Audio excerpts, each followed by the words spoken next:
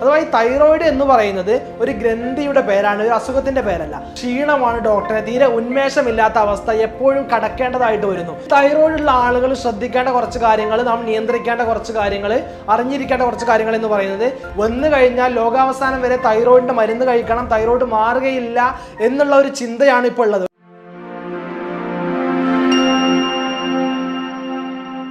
Doctor, എനിക്ക് ഭയങ്കര ക്ഷീണമാണ്, അല്ലെങ്കിൽ ഭയങ്കര തണുപ്പാണ്. സാധാരണ നമുക്കെല്ലാവർക്കും ചൂടുള്ള സമയത്ത് അവർക്ക് ഭയങ്കര തണുപ്പായിരിക്കും, ചില്ലിനെസ് ആയിരിക്കും. നമുക്കെല്ലാവർക്കും തണുപ്പുള്ള സമയത്ത് അവർക്ക് ഭയങ്കര ചൂടായിരിക്കും, ചൂട് സഹിക്കാൻ പറ്റുന്നില്ല എന്നൊക്കെയാണ് പറയാറുള്ളത്.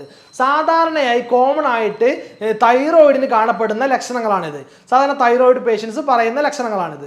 സാധാരണ ആളുകൾ ക്ലിനിക്കിലോട്ട് വരുമ്പോൾ ഡോക്ടറെ എനിക്ക് തൈറോയിഡ് ആണ് എന്ന് പറയാറുണ്ട്. അഥവാ ഈ തൈറോയിഡ് എന്ന് പറയുന്നത് ഒരു ഗ്രന്ഥിയുടെ പേരാണ്, ഒരു അസുഖത്തിന്റെ പേരല്ല. അഥവാ നമ്മുടെ തൊണ്ടയിൽ കാണപ്പെടുന്ന ഒരു ബട്ടർഫ്ലൈ ഷേപ്പിലുള്ള ഒരു ഗ്രന്ഥിയാണ് തൈറോയിഡ് എന്ന് പറയുന്നത്. ഈ തൈറോയിഡിന് ഒരുപാട് ഫങ്ഷൻസ് നമ്മുടെ ശരീരത്തിലുണ്ട്. നമ്മുടെ ഗ്രോത്ത് ആൻഡ് ഡെവലപ്മെന്റ്, നമ്മുടെ ശരീര വളർച്ച, അതുപോലെ തന്നെ ഒരുപാട് മെറ്റബോളിസങ്ങളൊക്കെ നിയന്ത്രിക്കുന്നത് ഈ തൈറോയിഡ് ഗ്രന്ഥിയാണ്. ഈ തൈറോയിഡ് ഗ്രന്ഥിയുടെ ഹോർമോണുകളിൽ ഉണ്ടാകുന്ന ഏറ്റക്കുറച്ചിലുകളാണ് അതിന് ഏത് അസുഖമാണ് എന്ന് നമുക്ക് മനസ്സിലാക്കാൻ കഴിയുന്നത്. തൈറോയിഡ് ഹോർമോണുകൾ കൂടുമ്പോൾ ഹൈപ്പർ തൈറോയിഡിസം ആവുന്നു, തൈറോയിഡ് ഹോർമോണുകൾ കുറയുമ്പോൾ ഹൈപ്പോ തൈറോയിഡിസമായി മാറുന്നു. അതുപോലെ തന്നെ ഹൈപ്പർ തൈറോയിഡിസവും ഹൈപ്പോ തൈറോയിഡിസവും അല്ലാതെ മറ്റൊരു വിഭാഗമാണ് ഗോയിറ്റർ എന്ന് പറയുന്നത്. നമ്മുടെ തൈറോയിഡ് ഗ്രന്ഥി ഉണ്ടാകുന്ന വീക്കം, തൈറോയിഡ് ഗ്രന്ഥി വീങ്ങി വലുതായിട്ടുണ്ടാകുന്ന ഒരു അവസ്ഥയാണ് ഗോയിറ്റർ എന്ന് പറയുന്നത്. മറ്റൊന്ന് വളരെ റയറായിട്ട്, തീരെ കാണപ്പെടാത്ത, വളരെ റയറായിട്ട് മാത്രം കാണുന്ന ഒരു അസുഖമാണ് തൈറോയിഡ് ക്യാൻസർ എന്ന് പറയുന്ന നാലാമത്തെ ഗണം എന്ന് പറയുന്നത്. ഇനി പ്രധാനമായിട്ട് ഈ തൈറോയിഡിന്റെ ഈ ടൈപ്സുകളിൽ തൈറോയിഡിൽ ഉണ്ടാകുന്ന ലക്ഷണങ്ങൾ എന്ന് പറയുന്നത് ഏറ്റവും പ്രധാനമായിട്ട് നേരത്തെ പറഞ്ഞ പോലെ ക്ഷീണം, അതുപോലെ തടി ഉണ്ടാവുക, അങ്ങനെ ചൂടും തണുപ്പും സഹിക്കാൻ പറ്റാത്ത ഒരു അവസ്ഥ, ഇതൊക്കെയാണ് സാധാരണഗതിയിൽ ഉണ്ടാകുന്ന ലക്ഷണങ്ങൾ എന്ന് പറയുന്നത്. ഇനി ഒബിസിറ്റി ഉള്ള ആളുകൾക്ക് ഒരുപാട് ആളുകൾ ചോദിക്കാറുണ്ട്, എന്താണ് ഈ ഹൈപ്പോ തൈറോയിഡിസ് ഉള്ള ആളുകളിൽ തടി കൂടുതലായി കാണുന്നു, ഹൈപ്പർ തൈറോയിഡിസ് ഉള്ള ആളുകളിൽ തടി കുറഞ്ഞതായിട്ട് കാണപ്പെടുന്നു എന്നുള്ളത്. സാധാരണയായിട്ട് തൈറോയിഡിൻ്റെ ഹോർമോണ് കുറയുന്ന അവസ്ഥയാണല്ലോ ഹൈപ്പോ തൈറോയിഡിസം. തൈറോയിഡിൻ്റെ ഹോർമോണ് കുറയുന്ന സാഹചര്യത്തിൽ BMR എന്ന് പറയും, നമ്മുടെ ബേസൽ മെറ്റബോളിക് റേറ്റ് എന്ന് പറയുന്ന ഈ ഒരു മെറ്റബോളിസത്തിൻ്റെ അളവും കുറയുന്നു. കാരണം ഈ BMR, ബേസൽ മെറ്റബോളിക് റേറ്റ് നിയന്ത്രിക്കുന്നത് തൈറോയിഡ് ഹോർമോണാണ്. അപ്പോൾ തൈറോയിഡ് ഹോർമോൺ കുറയുമ്പോൾ സ്വാഭാവികമായിട്ടും BMR കുറഞ്ഞു വരുന്നു. BMR കുറഞ്ഞാൽ നാം കഴിക്കുന്ന ആഹാരങ്ങളെ എനർജി ലെവലിലോട്ട് മാറ്റുന്നത് ഈ BMR വഴി എന്ന മെക്കാനിസത്തിലൂടെ. അപ്പോൾ എനർജി ലെവലിലോട്ട് മാറ്റപ്പെടുന്നില്ല. കഴിക്കുന്ന ആഹാരം എനർജി ലെവലിലോട്ട് മാറ്റാതെ മുഴുവനായിട്ട് നമ്മുടെ ശരീരത്തിൽ അടിഞ്ഞുകൂടുന്നു, ഫാറ്റായിട്ട് ഡെപ്പോസിറ്റ് കൂടുന്നു, അങ്ങനെ തടി കൂടുന്നു. അതാണ് ഹൈപ്പോ തൈറോയിഡിസത്തിൽ തടി കൂടുന്നത്. അതിൻ്റെ നേരെ ഓപ്പോസിറ്റ് ആയിരിക്കും ഹൈപ്പർ തൈറോയിഡിസത്തിൽ കാണപ്പെടുന്നത്. അഥവാ ഹൈപ്പർ തൈറോയിഡിസത്തിൽ തൈറോയിഡിൻ്റെ ഹോർമോണിൻ്റെ അളവ് കൂടുന്നു, അപ്പോൾ BMR ബേസൽ മെറ്റബോളിക് റേറ്റ് അളവ് കൂടുന്നു. അതുകൊണ്ട് നാം കഴിക്കുന്ന എല്ലാ ആഹാരവും, നമ്മൾ എന്തൊക്കെ ആഹാരം കഴിക്കുന്നു അത് മുഴുവൻ എനർജിയിലോട്ട് മാറ്റപ്പെടുന്നു. നമുക്ക് ആവശ്യമുണ്ടെങ്കിലും ഇല്ലെങ്കിലും മുഴുവനായിട്ട് എനർജിയിലോട്ട് മാറ്റപ്പെടുന്നു. നമ്മുടെ ശരീരത്തെ പുഷ്ടിപ്പെടുത്താൻ, തടി കൂടാൻ, അടിഞ്ഞുകൂടാൻ വേണ്ടി ഒരു ഭക്ഷണവും ബാക്കി നിൽക്കുന്നില്ല. അതുകൊണ്ട് നാം ശോഷിച്ച് പോകുന്നു. ഇതാണ് തടിയുടെ കാര്യത്തിൽ അവിടെ സംഭവിക്കുന്നത്. രണ്ടാമത്തെ പ്രധാനമായിട്ടുള്ള ലക്ഷണമാണ് ക്ഷീണമാണ് ഡോക്ടറെ, തീരെ ഉന്മേഷമില്ലാത്ത അവസ്ഥ എപ്പോഴും കടക്കേണ്ടതായിട്ട് വരുന്നു. ഇതും നേരത്തെ പറഞ്ഞ പൊണ്ണത്തടിക്ക്, ഒബിസിറ്റിക്ക് ഉണ്ടാകുന്ന കാരണം തന്നെയാണ് BMR, ഞാൻ നേരത്തെ പറഞ്ഞു ബേസൽ മെറ്റബോളിക് റേറ്റ്. കാരണം ഹൈപ്പോ തൈറോയിഡിസത്തിൽ തൈറോയിഡ് ഹോർമോൺ കുറയുന്നു, അതുകൊണ്ട് BMR ബേസൽ മെറ്റബോളിക് റേറ്റ് കുറയുന്നു. അതുകൊണ്ട് നാം കഴിക്കുന്ന ആഹാരങ്ങളെ മുഴുവനായിട്ട് എനർജിയിലോട്ട് കൺവേർട്ട് ചെയ്യപ്പെടുന്നില്ല. എനർജിയിലോട്ട് കൺവേർട്ട് ചെയ്യപ്പെടാതിരിക്കുമ്പോൾ നമുക്ക് എനർജി ഉണ്ടാവുകയില്ല. സ്വാഭാവികമായിട്ട് എനർജി ഇല്ലാത്ത ഒരാൾ എപ്പോഴും ഉന്മേഷമില്ലാതെ ഒരു ക്ഷീണിതനായിക്കൊണ്ടായിരിക്കും എപ്പോഴും കാണപ്പെടുക. അതാണ് എപ്പോഴും ക്ഷീണിതനായിട്ട് ഒരു ഹൈപ്പോ തൈറോയിഡിസം ഉള്ള ആളുകൾ കാണപ്പെടുന്നത്. മൂന്നാമത്തെ ലക്ഷണമാണ് നേരത്തെ പറഞ്ഞ ചൂടും തണുപ്പും മാറി മാറി വരുന്ന അവസ്ഥ, അല്ലെങ്കിൽ ഈ ചൂടിനെയും തണുപ്പിനെയും നിയന്ത്രിക്കാൻ പറ്റാത്ത ഹീറ്റ് ഇൻടോളറൻസ് അല്ലെങ്കിൽ കോൾഡ് ഇൻടോളറൻസ് എന്ന് പറയുന്നത്. ഹൈപ്പോ തൈറോയിഡിസം ഉള്ള ആളുകളിൽ നേരത്തെ പറഞ്ഞ പോലെ തന്നെ BMR അവരിൽ കുറയുന്നു. അതുകൊണ്ട് അവരിൽ മെറ്റബോളിസങ്ങളൊക്കെ കുറവായിരിക്കും. എല്ലാ ശാരീരിക പ്രവർത്തനങ്ങൾ, ഉള്ളിൽ നടക്കുന്ന പ്രവർത്തനങ്ങളുടെയൊക്കെ അളവ് കുറയുന്നു. കാരണം BMR കുറവാണ്, എനർജി കുറവാണ്, എല്ലാ പ്രവർത്തനങ്ങളും കുറവാണ്. അതുകൊണ്ട് അവിടെ സ്വാഭാവികമായിട്ട് ചൂട് കുറയുന്നു. ചൂട് കുറയുന്ന സാഹചര്യത്തിൽ അവർക്ക് ഭയങ്കര ചില്ലിനെസ് ആകുന്നു, എപ്പോഴും തണുപ്പ് അനുഭവപ്പെടുന്നു. നേരെ ഓപ്പോസിറ്റാണ് ഹൈപ്പർ തൈറോയിഡിസത്തിൽ. ഹൈപ്പർ തൈറോയിഡിസത്തിൽ തൈറോയിഡ് ഹോർമോൺ കൂടുന്നു, BMR കൂടുന്നു, എല്ലാ പ്രവർത്തനങ്ങളും മെറ്റബോളിസങ്ങളും മെക്കാനിസങ്ങളും കൂടുന്നു. അതുകൊണ്ട് കൂടുതൽ പ്രവർത്തനങ്ങൾ നടക്കുന്നതിനാൽ ചൂട് കൂടുന്നു. അവർക്ക് എപ്പോഴും ചൂടായിരിക്കും, ചൂട് തീരെ താങ്ങാൻ പറ്റാത്ത അവസ്ഥയായിരിക്കും അവർക്ക് ഉണ്ടാവുക. ഇതാണ് സാധാരണയായി നമുക്ക് കണ്ടുവരുന്ന മറ്റൊരു ലക്ഷണം എന്ന് പറയുന്നത്. അടുത്ത ലക്ഷണം എന്ന് പറയുന്നത് ഹെയർ ഫാൾ ആണ്, മുടി കൊഴിച്ചിൽ. മുടി കൊഴിച്ചിലിനായിട്ട് ഒരുപാട് രോഗികൾ ക്ലിനിക്കിലോട്ട് വരാറുണ്ട്.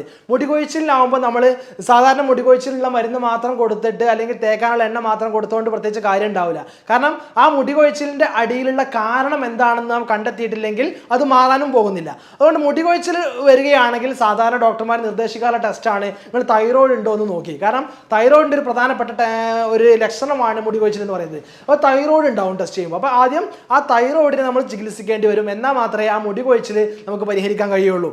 അതുപോലെ തന്നെ മറ്റു ലക്ഷണങ്ങളാണ് നമ്മുടെ കൈക്കാൽ തരിപ്പ്, വേദന ഉണ്ടാവുക, സ്കിൻ എപ്പോഴും ഡ്രൈ ആവുക, സ്കിന്നിൽ ചൊറിച്ചിലുകളൊക്കെ ഉണ്ടാവുക, ആങ്സൈറ്റി ഉണ്ടാവുക, മൂഡ് സ്വിങ്സ്. സ്ത്രീകളിലൊക്കെ പ്രത്യേകിച്ച് പ്രഗ്നൻസി സമയത്തൊക്കെ തൈറോയിഡ് ഉണ്ടാവുന്നു, അവർക്ക് മൂഡ് സ്വിങ്സ്, മാനസിക സമ്മർദ്ദങ്ങൾ, പ്രയാസങ്ങളൊക്കെ ഉണ്ടാവുന്നു.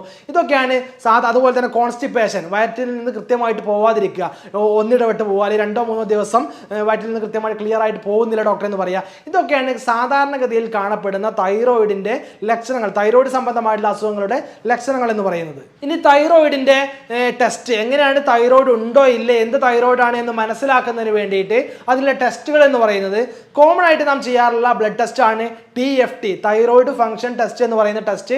അതിൽ T3, T4, TSH ഒക്കെ പെടും. T3, T4 thyroid ഹോർമോണുകളാണ്. അത് കൂടിയാൽ ഹൈപ്പർ തൈറോയിഡിസം, കുറഞ്ഞാൽ ഹൈപ്പോ തൈറോയിഡിസം. TSH ആണെങ്കിൽ TSH കൂടിയാൽ ഹൈപ്പോ തൈറോയിഡിസവും TSH കുറഞ്ഞാൽ ഹൈപ്പർ തൈറോയിഡിസവുമാണ്.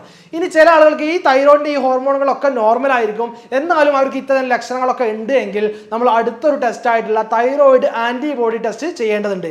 ഈ തൈറോയിഡ് ആന്റിബോഡി ടെസ്റ്റുകളും കൂടെ ചെയ്താൽ ചില ആളുകൾക്ക് അത്തരത്തിലുള്ള പ്രയാസങ്ങൾ ഉണ്ടെന്നുണ്ടെങ്കിൽ നമുക്ക് അതിൽ നിന്ന് മനസ്സിലാക്കാം ഇത് ഈ തൈറോയിഡിന്റെ പ്രശ്നം കൊണ്ട് തന്നെയാണ് എന്ന് അപ്പോൾ മനസ്സിലാക്കാം. ഇനി തൈറോയിഡുള്ള ആളുകൾ ശ്രദ്ധിക്കേണ്ട കുറച്ച് കാര്യങ്ങൾ, നാം നിയന്ത്രിക്കേണ്ട കുറച്ച് കാര്യങ്ങൾ, അറിഞ്ഞിരിക്കേണ്ട കുറച്ച് കാര്യങ്ങൾ എന്ന് പറയുന്നത് ഏറ്റവും പ്രധാനമായിട്ട് നമ്മുടെ ലൈഫ് സ്റ്റൈലിലുള്ള മാറ്റങ്ങളാണ് വരുത്തേണ്ടത്. ഏറ്റവും പ്രധാനമായിട്ട് ആഹാരത്തിൽ കുറച്ച് മാറ്റങ്ങൾ വരുത്തേണ്ടതുണ്ട്. ആഹാരത്തിൽ നാം എന്തൊക്കെ കഴിക്കണം, എന്തൊക്കെ കഴിക്കാൻ പാടില്ല. മദ്യപാനം പൂർണ്ണമായിട്ട് ഒഴിവാക്കേണ്ടതുണ്ട്. കോഫി, ടീ പോലെയുള്ള അമിതമായിട്ടുള്ള ഉപയോഗമുണ്ടെങ്കിൽ അത് പൂർണ്ണമായിട്ട് ഒഴിവാക്കുക.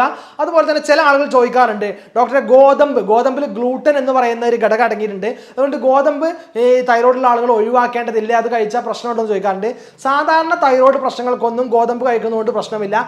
ഓട്ടോ ഇമ്മ്യൂൺ തൈറോയിഡൈറ്റിസ് പോലെയുള്ള ഓട്ടോ ഇമ്മ്യൂൺ ഡിസീസ് ആയിട്ടുള്ള തൈറോയിഡ് പ്രശ്നങ്ങൾക്കാണ് ഗോതമ്പ്, ഈ ഗ്ലൂട്ടൻ അടങ്ങിയിട്ടുള്ള ഗോതമ്പ് നാം ഒഴിവാക്കേണ്ടതുള്ളൂ. മറ്റു തൈറോയിഡ് അസുഖങ്ങൾക്കൊക്കെ ഗോതമ്പിൻ്റെ ആഹാരങ്ങൾ കഴിക്കാവുന്നതാണ്.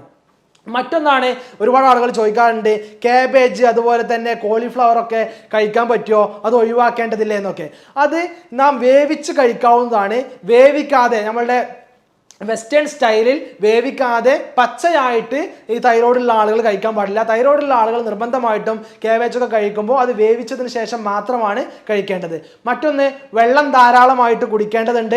അതുപോലെ തന്നെ കൃത്യമായിട്ട് എക്സസൈസ് ചെയ്യേണ്ടതുണ്ട്, വ്യായാമം ചെയ്യേണ്ടതുണ്ട്. മറ്റൊരു കാര്യം എന്ന് പറയുന്നത് ആഹാരത്തിൽ ധാരാളമായി തൈര്, പാല് പോലെയുള്ളവ ഉൾപ്പെടുത്തുക. തൈരും പാലും ആഹാരത്തിൽ കൂടുതലായിട്ട് ഉൾപ്പെടുത്തുക. അതുപോലെ തന്നെ omega-3 ഫാറ്റി ആസിഡ് അടങ്ങിയിട്ടുള്ള ചെറിയ മത്സ്യങ്ങൾ, അതുപോലെ തന്നെ സെലീനിയം കണ്ടന്റ് അടങ്ങിയിട്ടുള്ള ഷെൽഫിഷ് പോലെയുള്ള മത്സ്യങ്ങളൊക്കെ ഭക്ഷണത്തിൽ ധാരാളമായിട്ട് ഉപയോഗിക്കുന്നത് നമ്മുടെ തൈറോയിഡിനെ ഒന്ന് കുറച്ച് കൊണ്ടുവരാൻ, തൈറോയിഡ് പ്രോബ്ലംസിനെ കുറക്കാൻ നമുക്ക് സഹായിക്കുന്നതാണ്. ഇത്തരത്തിലുള്ള തൈറോയിഡിന്റെ ശ്രദ്ധിക്കാൻ പറഞ്ഞിട്ടുള്ള ഒരുപാട് കാര്യങ്ങൾ, വ്യായാമം, ആഹാരത്തിൽ ഒഴിവാക്കേണ്ട കാര്യങ്ങൾ, ആഹാരത്തിൽ ഉപയോഗിക്കേണ്ട കാര്യങ്ങൾ, വ്യായാമം ചെയ്യേണ്ടത്, വെള്ളം കുടിക്കേണ്ടത്, ഈ ശ്രദ്ധിക്കേണ്ട കാര്യങ്ങളൊക്കെ ശ്രദ്ധിക്കുക. കൃത്യമായിട്ട് തൈറോയിഡ് എന്ന് പറഞ്ഞാൽ വന്നു കഴിഞ്ഞാൽ ലോകാവസാനം വരെ തൈറോയിഡിന്റെ മരുന്ന് കഴിക്കണം, തൈറോയിഡ് മാറുകയില്ല എന്നുള്ള ഒരു ചിന്തയാണ് ഇപ്പോൾ ഉള്ളത്. ഒരുപാട് രോഗികൾ ക്ലിനിക്കോട്ട് വരുമ്പോൾ തന്നെ പറയാറുള്ളത് ഇത് മരുന്ന് സ്ഥിരമായിട്ട് ആജീവനാന്തം മരുന്ന് കഴിക്കേണ്ട, മരുന്ന് നിർത്താൻ കഴിയില്ലല്ലോ എന്നാണ്. പക്ഷെ മരുന്ന് നിർത്താൻ കഴിയും. കൃത്യമായിട്ട് ജീവിതശൈലി നാം ശ്രദ്ധിക്കേണ്ടതുണ്ട്, ജീവിതശൈലിയിൽ മാറ്റങ്ങൾ വരുത്തേണ്ടതുണ്ട്, കഴിക്കാൻ പാടില്ലാത്ത ആഹാരങ്ങൾ ഒഴിവാക്കുക, കൃത്യമായിട്ട് ചികിത്സ എടുക്കുക. ഡോക്ടറുടെ നിർദ്ദേശപ്രകാരം ഹോമിയോപ്പതിയിൽ ഇത്തരത്തിലുള്ള മാറാ രോഗങ്ങൾക്ക് അല്ലെങ്കിൽ ഇത്തരത്തിലുള്ള ഒരുപാട് കാലങ്ങളായിട്ടുള്ള അസുഖങ്ങൾക്ക്, സിസ്റ്റമാറ്റിക് ആയിട്ടുള്ള ഒരുപാട് രോഗങ്ങൾക്ക് കൃത്യമായിട്ടുള്ള ചികിത്സകളുണ്ട്. കൃത്യമായിട്ടുള്ള ആ രോഗിയുടെ ലക്ഷണങ്ങളും കാര്യങ്ങളും മനസ്സിലാക്കി രോഗം നിർണയിച്ചതിന് ശേഷം കൃത്യമായിട്ടുള്ള മരുന്നിലൂടെ നമുക്ക് ഈ അസുഖത്തെ, തൈറോയിഡിനെ നിയന്ത്രിക്കാനും കഴിയും, ശേഷം പൂർണ്ണമായിട്ട് പരിഹരിക്കാനും കഴിയും. എല്ലാവർക്കും നന്ദി, നമസ്കാരം.